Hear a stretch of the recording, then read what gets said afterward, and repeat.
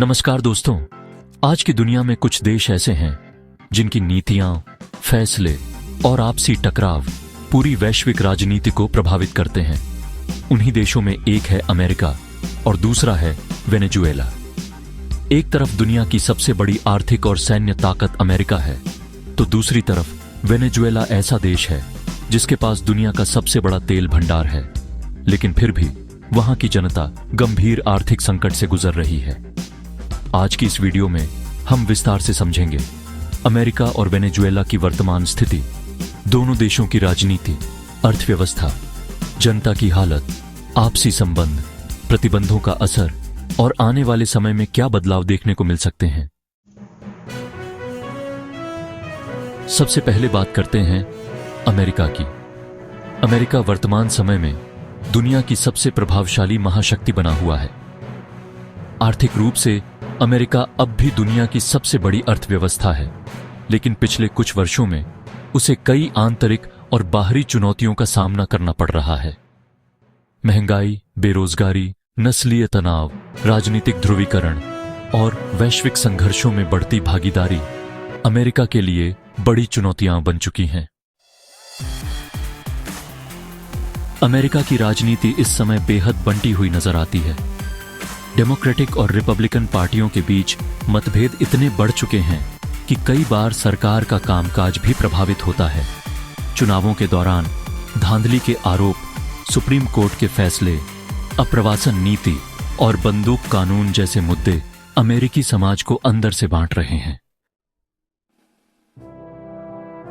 आर्थिक स्थिति की बात करें तो अमेरिका में महंगाई ने आम जनता पर भारी दबाव डाला है। खाने पीने की चीजों से लेकर घर और ईंधन तक हर चीज महंगी हो चुकी है।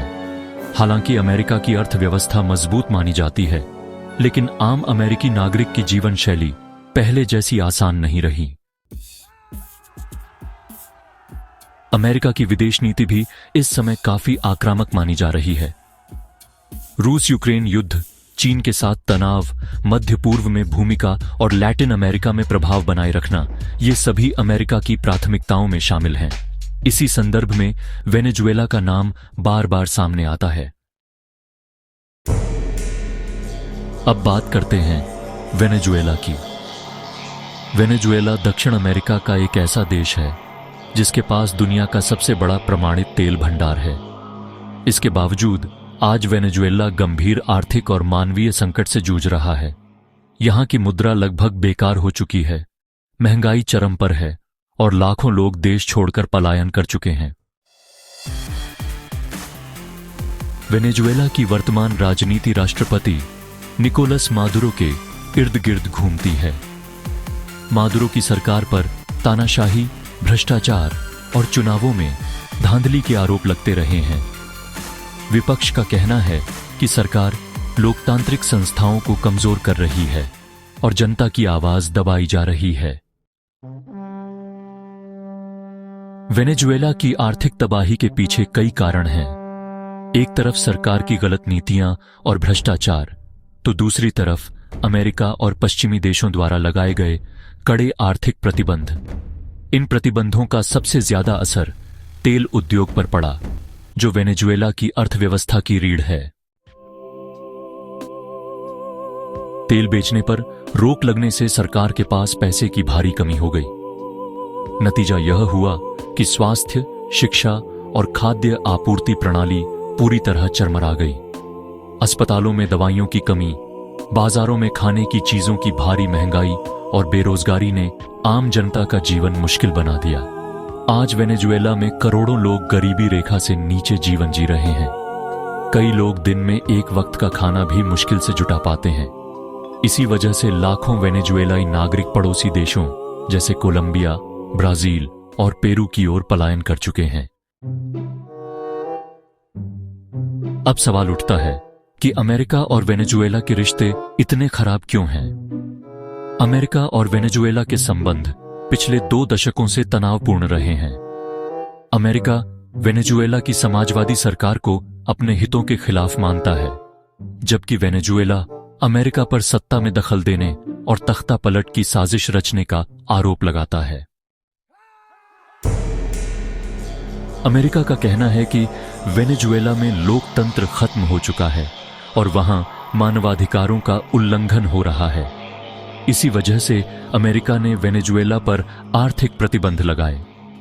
दूसरी ओर वेनेजुएला की सरकार कहती है कि देश की आर्थिक तबाही के लिए अमेरिका जिम्मेदार है। हाल के वर्षों में अमेरिका ने वेनेजुएला के तेल पर प्रतिबंधों में कुछ ढील दी है। इसके पीछे एक बड़ा कारण वैश्विक ऊर्जा संकट है। रूस यूक्रेन युद्ध के बाद तेल और गैस की कीमतें बढ़ गईं, जिससे अमेरिका को वैकल्पिक ऊर्जा स्रोतों की जरूरत महसूस हुई। ऐसे में वेनेजुएला का तेल फिर से महत्वपूर्ण बन गया।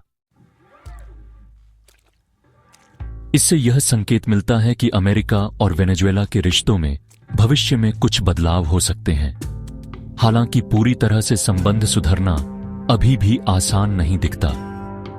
अमेरिका की जनता की बात करें तो वहां भी सरकार की विदेश नीति को लेकर सवाल उठ रहे हैं। लोग पूछ रहे हैं कि अमेरिका को दूसरे देशों के मामलों में इतना दखल क्यों देना चाहिए, जबकि खुद देश के अंदर कई समस्याएं हैं। वहीं वेनेजुएला की जनता अब बदलाव चाहती है। लोग चाहते हैं कि देश में स्थिरता आए, अर्थव्यवस्था सुधरे और उन्हें बेहतर जीवन मिले। लेकिन यह तभी संभव है जब राजनीति में पारदर्शिता आए और अंतर्राष्ट्रीय प्रतिबंधों का समाधान निकले। अगर भविष्य की बात करें तो अमेरिका और वेनेजुएला दोनों के लिए रास्ता आसान नहीं है। अमेरिका को अपनी वैश्विक भूमिका और घरेलू समस्याओं के बीच संतुलन बनाना होगा। वहीं वेनेजुएला को अपनी आंतरिक राजनीति सुधारनी होगी और जनता के हित में फैसले लेने होंगे। अगर दोनों देश संवाद के रास्ते पर आगे बढ़ते हैं तो यह न सिर्फ उनके लिए बल्कि पूरी दुनिया के लिए फायदेमंद हो सकता है। तेल बाजार स्थिर हो सकता है, लैटिन अमेरिका में शांति बढ़ सकती है और वेनेजुएला की जनता को राहत मिल सकती है। निष्कर्ष के रूप में कहा जा सकता है कि अमेरिका और वेनेजुएला की वर्तमान स्थिति वैश्विक राजनीति, अर्थव्यवस्था और मानवीय संकट का एक जटिल उदाहरण है।